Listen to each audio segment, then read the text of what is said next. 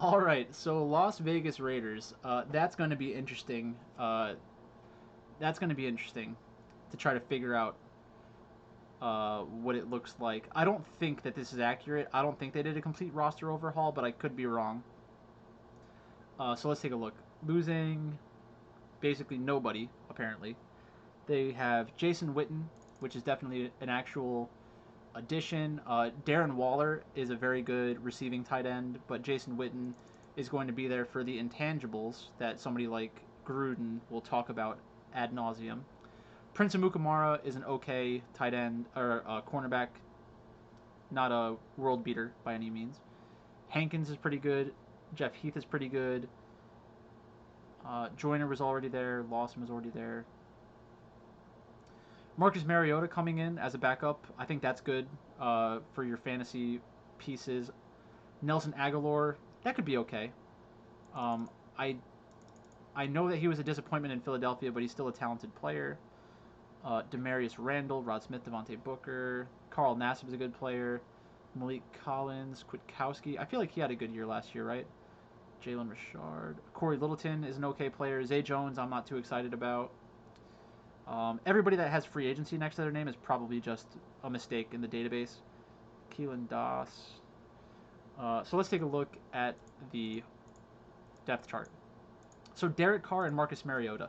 I'm not I'm not drafting Derek Carr in best ball for the most part because he's not guaranteed to play the whole season at quarterback, and in best ball I don't want to worry about something like that. If you have a team where you have three quarterbacks, then maybe, but you don't really want to have three quarterbacks in best ball, in my opinion. I like going with two. Um, Maybe that's a mistake, but I like the upside it gives me with my positional players. Josh Jacobs is a good running back. I think he's a little overhyped in where he's being drafted. Uh, like he has to do a lot to beat you in best ball. Jalen Richard.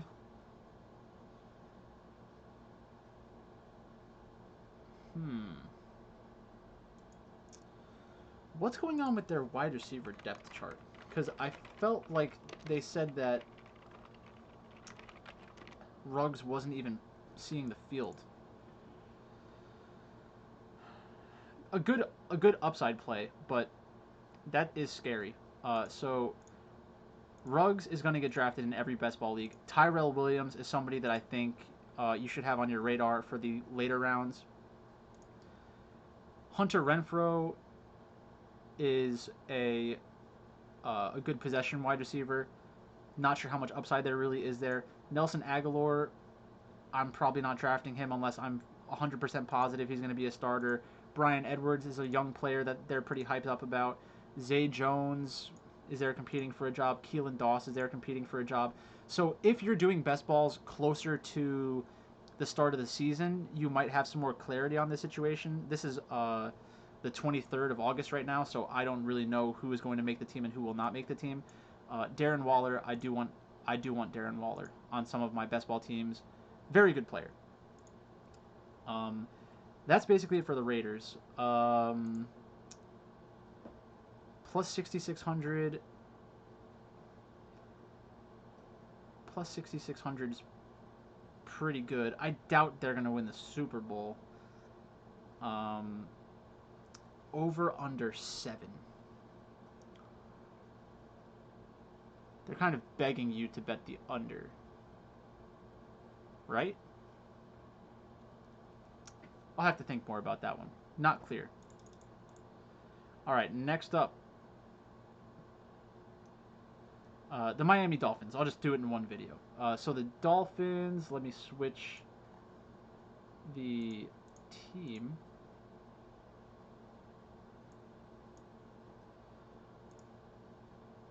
The Miami Dolphins are in the AFC East.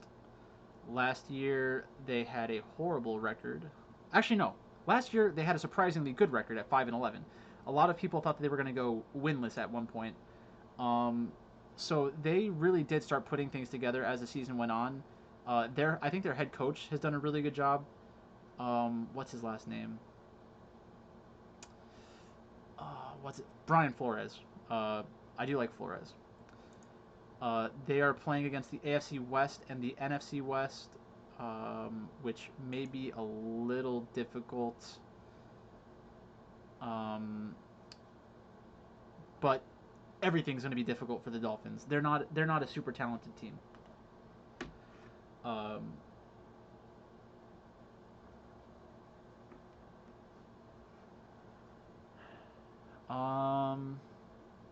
So let's take a look at their win total and everything. So the Miami Dolphins, the over/under is 6.5. I feel like the sharp side is probably the over, but with that being said, that would probably require you to think that they can go to do well against the Patriots. Very interesting. I'll have to love the changes they've made to their roster in order to want to bet on something like that. And then their odds to win the Super Bowl, I'm sure, are like one of the 3 worst in the NFL. They are not. Plus 8,000. Plus 8,000. That's an interesting number to look at for teams. I know last year I had a couple teams that were live at plus 8,000.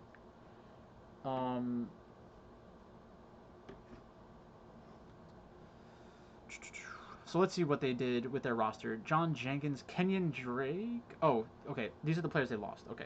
Kenyon Drake's gone. Minkah Fitzpatrick, they gave up him during the middle of the season. He had a very good season last year, I think. They got Kyle Van Noy, which is a good player from New England. Byron Jones is a good cornerback. Jordan Howard is a pretty good running back. Shaq Lawson's a pretty good defensive end. Ogbo is a pretty good defensive end.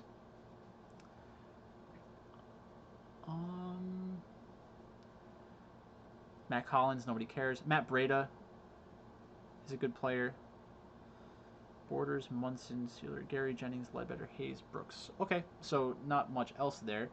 Ryan Fitzpatrick and Tua. I don't love either player for best ball or season long, anything like that. I will not get exposure to them unless it's made very clear who the starter is going to be week 1. That's the only way that I would draft one of these guys. So I'll probably wait to get them onto one of my rosters, like the day of week 1 or something. Like whenever the last day is, I can do some of the best ball drafts. Jordan Howard and Matt Breida are both very interesting for season long and best ball, because there is a lot of uncertainty that surrounds them, but both players should do fine in most of the scenarios. Like, it'll probably be a platoon backfield where they're both getting 50% of the touches, meaning some weeks you can get a very good performance out of one of them. Probably not both of them, but some weeks you'll get very good weeks out of them. Devontae Parker and Preston Williams are both definitely in play. Albert Wilson was a very important player for the Dolphins a few years ago. He was hurt a lot of last season. Mike Gesicki is a very high upside tight end.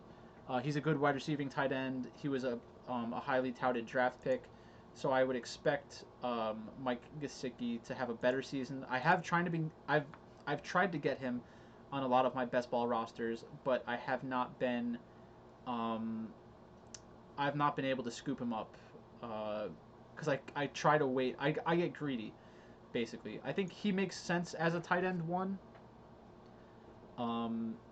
or a good tight end 2. And if Gesicki is your number 1, then you need to have another good tight end on your team, at least that has a high upside. Because it's unclear what his role is going to be in the offense. Although looking at everything, it's like Howard, Breida, Parker, Williams, Wilson, and Gesicki. That seems like those will be the weapons that are used for the most part. But that's it for this video. You got the 2-team special. I think I'll do 2 teams from now on, so I have to start and stop a little bit less. Thanks for watching. Watch out for the next one.